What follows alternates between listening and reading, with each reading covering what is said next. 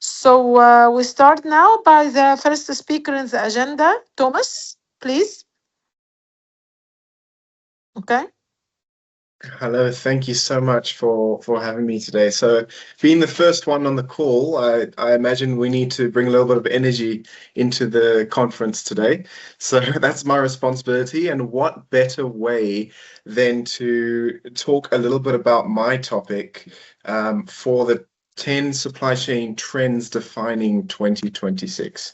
I'm not too sure if or who's going to be operating the slide, but please go to the next slide. Sure. Uh,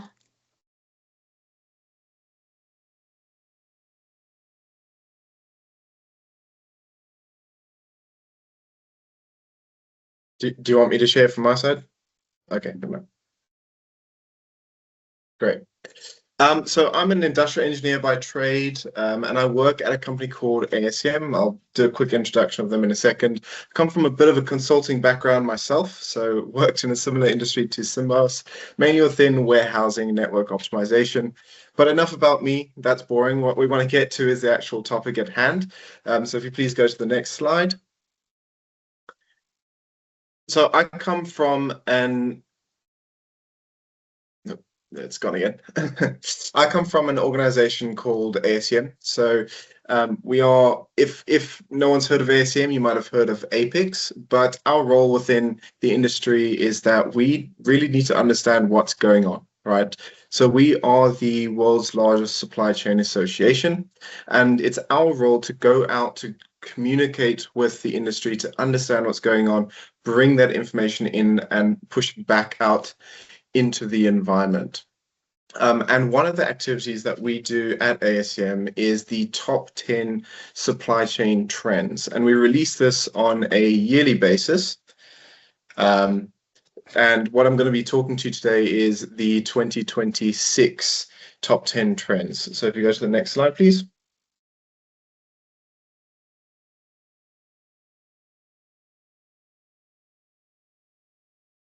so you will move the slides. Sometimes it takes a lag. So keep on. Okay.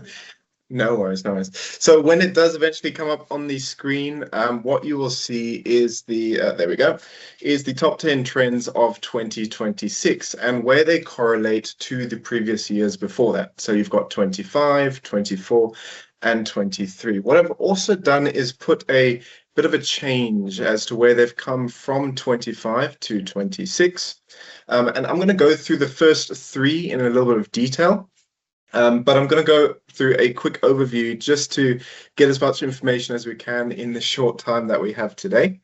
The very first one on that list, and I think it comes to no shock to anyone today on this call, is AI. So if you just go back to the table slide, so there we go, is AI. And that's been on #1 for 2 years in a row now. I don't think anyone can go into a room right now without the words AI coming up in numerous conversations. And it shows within supply chain as well. Some of the areas we can look to improve using AI is forecasting and risk analysis. It's really about how do we digest a large amount of data very quickly and get insights from that, right? There are limitations to what the systems can do, and the limits really come to the users operating it. And I'll get into a little bit of conversation around that in a second. The second one is global trade dynamics and geopolitical policies. Staying at #2 from last year, once again, not a shock to everyone. I'm sure everyone on the call today is pulling out hair on a daily basis, trying to operate in this world right now with the randomness of certain policies being implemented on a daily basis, what it feels like. And that shows in supply chain. We are trying our best to keep afloat. We're trying to be predictive. We're trying to be less reactive. The third one is automation. So this is quite interesting because it's actually come back onto the list after it only being on the list last in 2023. Now, this is quite interesting because of the rise of supply chain resilience, and automation is a tool for that. So how to identify key processes, automate it, and make a more resilient and predictable supply chain. Number 4 is agility and resilience. Once again, speaking to those disruptions within the supply chain, and how do we be agile and overcome these obstacles when they do eventually appear. Number 5, actually going up 4 places, is workforce evolution. And I'm sure there's going to be a lot of conversations today about how important the people aspect of supply chain is and how it's actually forming the backbone of a resilient operation. I truly do believe that the supply chain is only as good as the people who operate it. And I'm sure there's a lot of very, very key individuals of supply chains on the call today. Number 6 is visibility and traceability. This is quite interesting because we need to start creating digital twins of our supply chain. We need to understand where our inventory is sitting, where it's going, in order to start becoming more proactive, supply chain rather than a reactive supply chain. And visibility and traceability is the tool in order to create that proactiveness.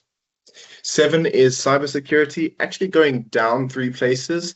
I don't think this has come from an area of less importance, but maybe more because supply chain resilience has become a trending topic within organizations. Cybersecurity is still a very, very important part of every supply chain today. Talking about automation, talking about AI, you can't have these systems without a very strong cybersecurity holding that foundation and making sure that it operates effectively and is protected. Number 8 is cost optimization. How do we squeeze every single penny out of every single process?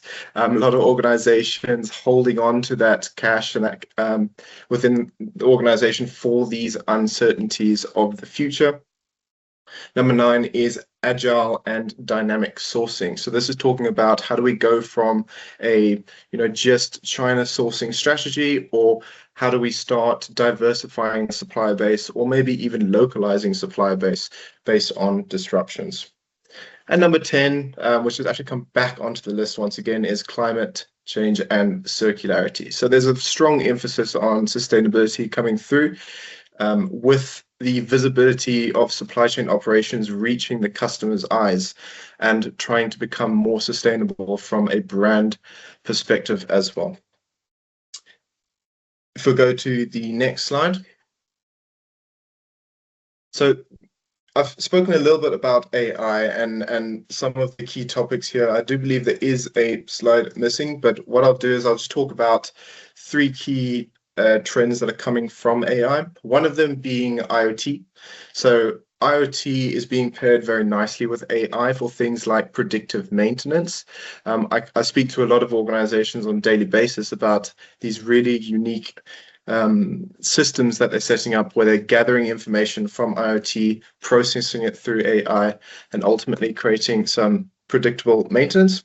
The next one is risk analysis. So that's quite a high impact topic right now, where we're taking a large amount of external data, processing it, and going from there. And then the next one is forecasting. So forecasting, we constantly talk about forecast accuracy and how do we improve forecast accuracy. It is the base of the starting point for all supply chains, so we need to improve that starting point. Obviously, everyone today on the call has the saying of the forecast is always wrong. We're trying to fix that through uses of technology. If we just quickly go back to one slide on the presentation, but my personal take on AI is artificial intelligence is a powerful amplifier for human creativity, yet it can never substitute for true talent. So it's really important that you take this away with you when you go back to your organization, and don't use a blanket AI approach. Let's start looking at specific opportunities within the organization. I like to think of AI as a very helpful intern, but not necessarily a key employee within your organization. If you go to the next slide for me. So number 2 on the list is trade policies and global dynamics. This has become very, very big with, for example, like the war going on with the Middle East. And it creates lots of uncertainties and cost pressures. We have to start making decisions on, are we just going to stock up on inventory? Are we going to maybe take a risk and use other sourcing strategies? But some of the issues that we've seen rising is there's a race for nearshoring. So a lot of organizations are starting to look more locally for sourcing opportunities, manufacturing opportunities, and there's a very clear lack in capacity because of that. If everyone's going for the same supplier, there's clearly going to be a problem within the business. The next one is that there's a clear shift away from just relying on China for manufacturing. So yes, we can talk nearshoring, but there are also other regions that are popping up for sourcing capabilities. So how do we start preparing for trade policies and global dynamics? Well, one is we need to be proactive. So we need to rely on human expertise with the use of AI and with the use of data, not just any data, but useful data. This needs to be intelligence driven, and you need to have a specific sourcing strategy around that. The third point there is continued risk analysis and scenario planning. Scenario plan, scenario plan, scenario plan. Don't just make a decision off of gut feeling. Have an actual business case around it. If we aren't doing scenario planning, we don't know if there's going to be necessarily a benefit or if there's going to be a major impact within the organization. 4 is hedge against price volatility using long-term contracts. This is talking about how do we start becoming more strategic with our suppliers. And 5 is use automation to streamline controllable processes. So this is once again linking into that resilient supply chain. If we'll just go to the next slide for me. The third topic that we'll see when it comes up is automation. So one of the most interesting cases for automation that I've probably seen out there is the image that you can see in the bottom right. So this is actually coming from a smart warehouse based in Holland. And it's quite interesting to see how the use of automation has proved very effective within that industry for them. I come from South Africa, so we are not high on the automation scale, let's put it that way. We are still very much basic when it comes to our supply chain technology down here. And we have a very, very large land space. A lot of it's used for agricultural development and businesses, and we still struggle to keep up with the yields that countries like Holland can produce from smart warehouses. And that's because they've automated every single process to make sure that there's a consistent and reliable flow coming from all of those greenhouses. And this is quite interesting. Also, a strong case for this is the focus on e-commerce strategy that a lot of organizations have had. When we think e-commerce, we think responsiveness. How quickly can we get that package to the customer's door upon them placing an order? And a lot of this comes down to automation, the systems that they've built in order to drive that product going forward. So how do we prepare for automation? So step 1 is identify key business processes and bottlenecks. So this is a key part. If you aren't doing process mapping, then your organization tends to not have the correct areas of automation.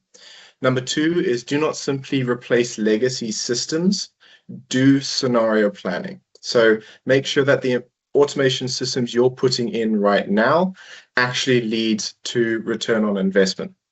Number 3 is make sure that you're training your workforce on the new systems, not just how to operate, but how to maintain those systems. I can't tell you how many billions of dollars of infrastructure I've put in back in my day just for it to fall apart as soon as people get involved because there's a lack of training there. So please make sure that your team is trained on the new systems.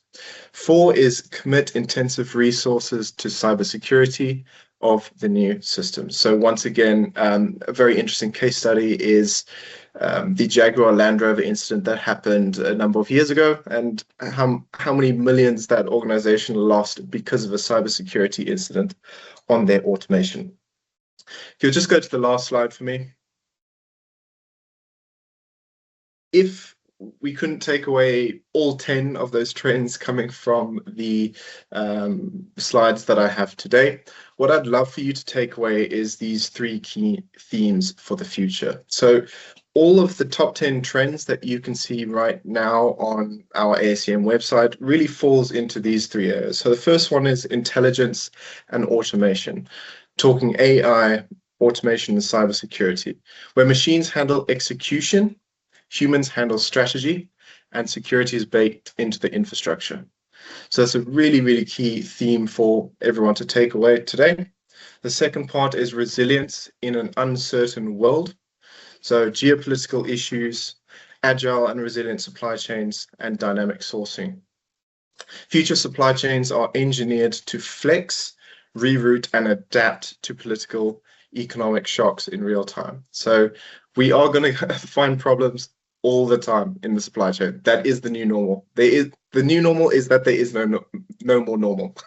So take that away with you today and make sure that you're creating a flexible supply chain. And the third part is the people, planet, and accountability. So we're talking workforce evolution, visibility and traceability, and last, cost optimization. So supply chains will be held accountable to employees, regulators, consumers, and the environment. Grant will probably say his very famous words of businesses are not competing with businesses anymore, but supply chains are starting to compete with supply chains. And the customer is starting to see that as well. Your supply chain is starting to impact your brand image. And if you're not having an accountable supply chain that helps with the brand image, then your organization is also going to suffer. So those are the 3 key themes that I want everyone to take away today. But I strongly suggest if you have more questions on this, please go to the ASEM website. There's a lot of detail on the top 10 supply chain trends, and look forward to hearing some case studies in the future. Thank you. Thank you so much. Thank you, Thomas.